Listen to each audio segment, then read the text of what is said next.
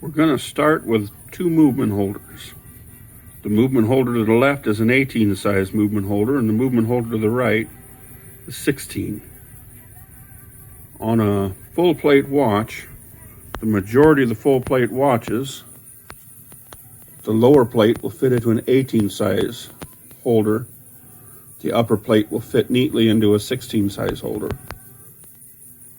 So we're going to start out by laying the upper plate upside down in a 16 size movement holder.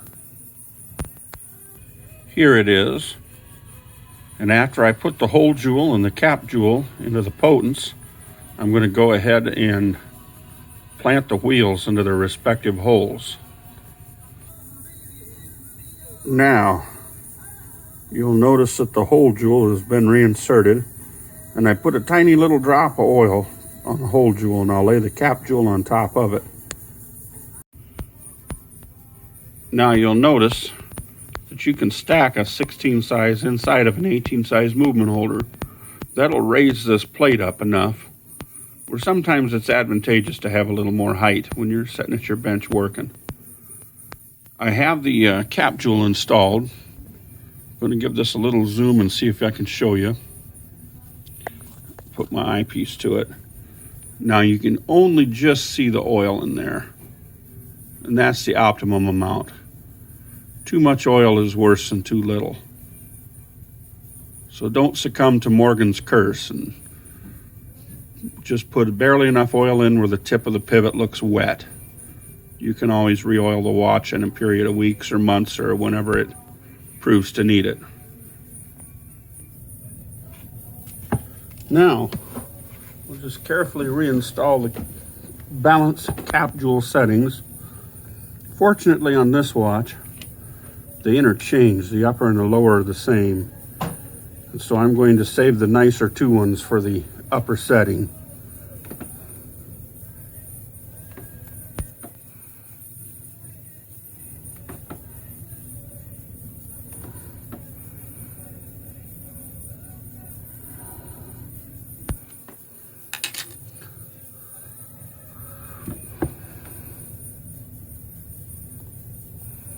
One mistake that people have is they put them in here with an impact wrench, and then they strip the holes out. You just need them in. There we go. They're not going to fly out of there on their own. Now I see a couple little things on this plate we'll do away with like this. Now,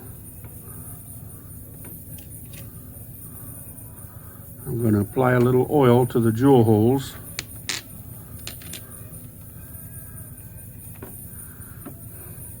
We'll put some on the center bearing.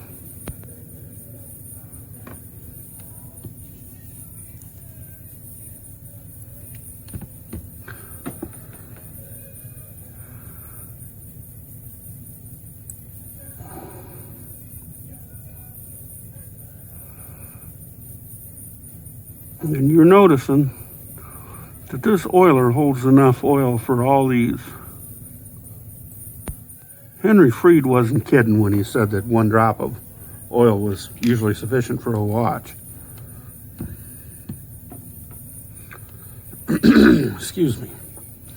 Now, the one thing that drives people nuts putting these beautiful 18 size watches together, this is getting the lever in there and then getting all the wheels in there to do their business.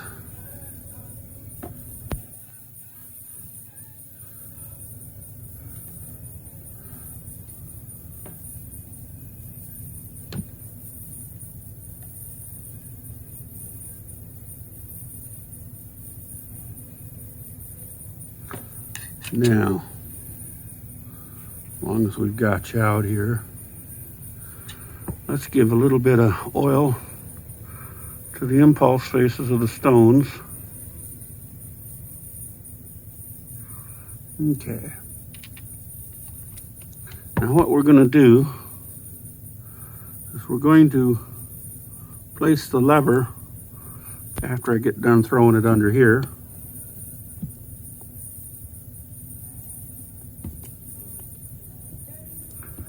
in its position on the upper plate.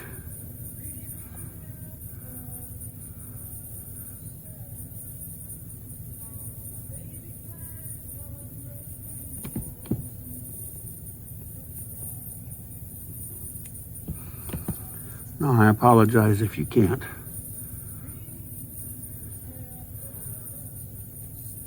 Okay, now it is seated in a jewel, and it's up there where it belongs. So then when we take our escape wheel, inspect the pinion leaves, and you'll have to forgive me for about 2 seconds. I see something that did not get knocked out of the pinion leaves, and I'm going to address that with little pegwood. I'm assuming you all know how to do that.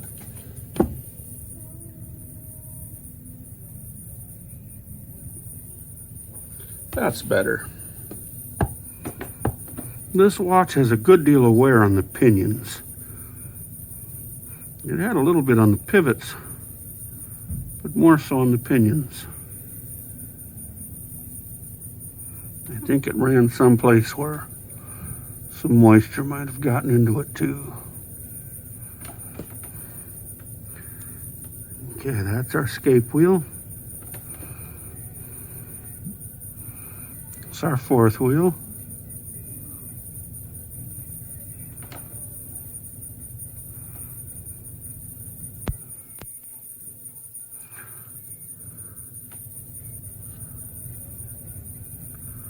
That's the third wheel.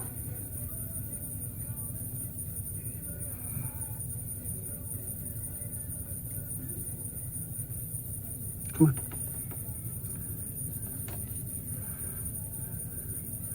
And there's our nasty little center wheel.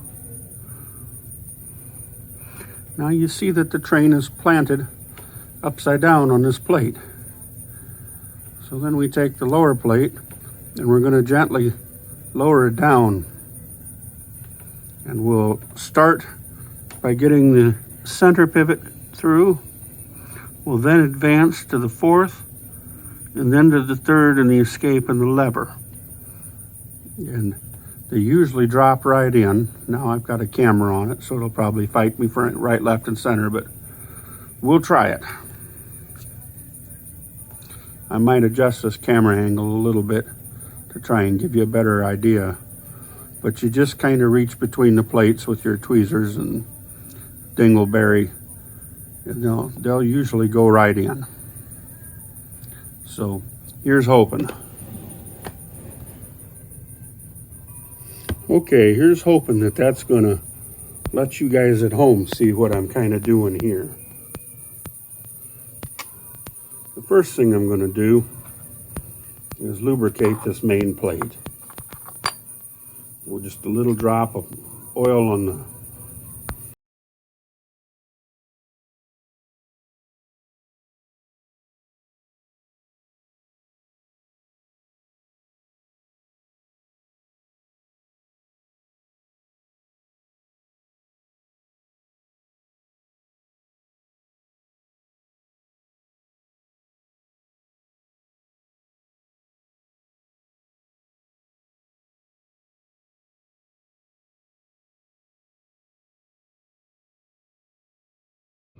shot as I did on the last one. I suppose it's wet, it's prime.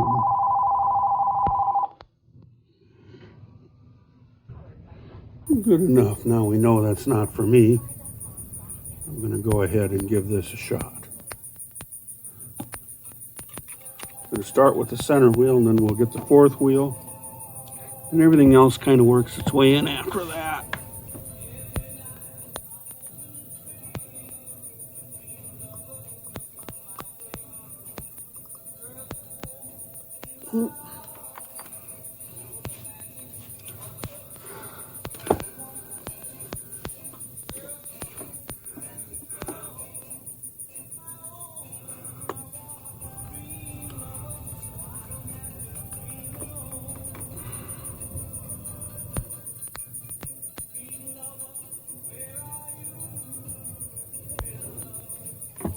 Now,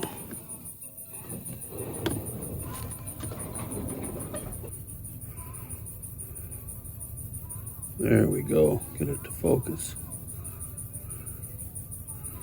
Now we're going to go ahead, try and reinstall this upper plate.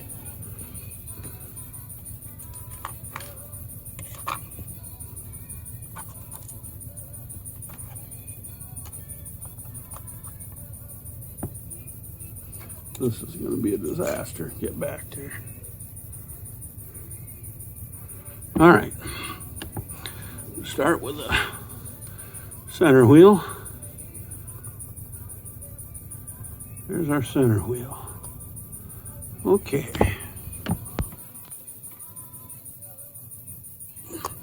There's the fourth wheel.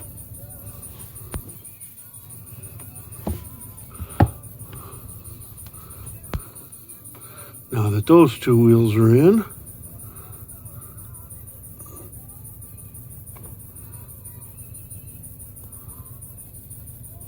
okay, levers in. Now this next step is probably easier to do when you pick the watch up.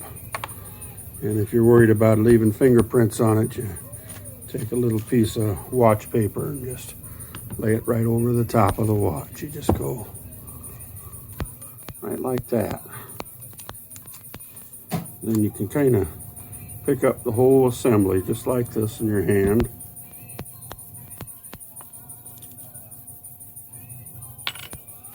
Now I'm going to try and do this where the camera gets it.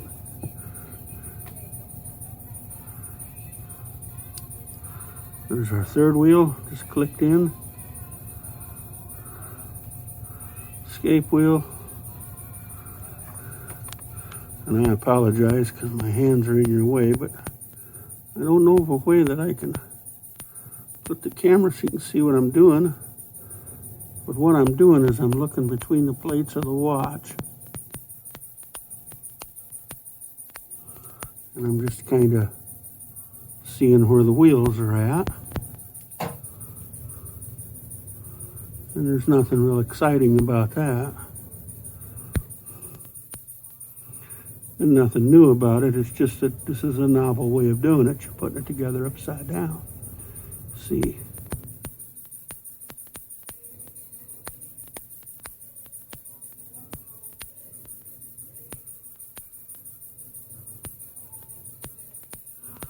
Okay.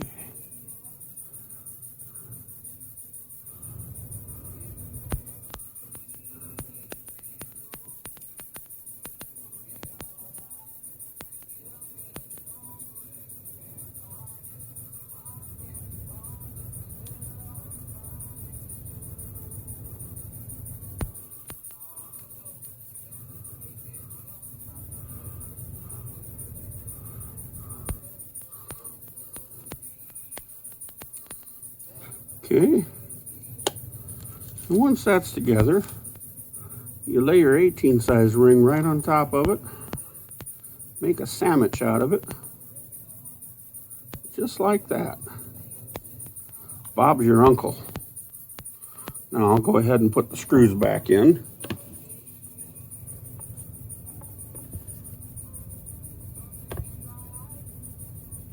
And then with everything put in, then you just take and put your plate screws where they belong.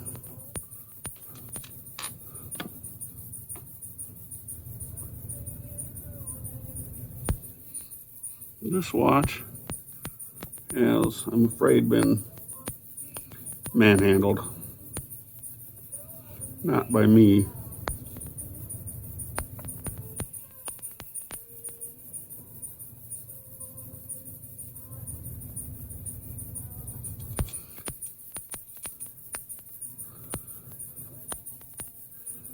There's our plate screws. One of these is kind of trashy. Looks like it's had rust and so forth on it. What do you do? Okay.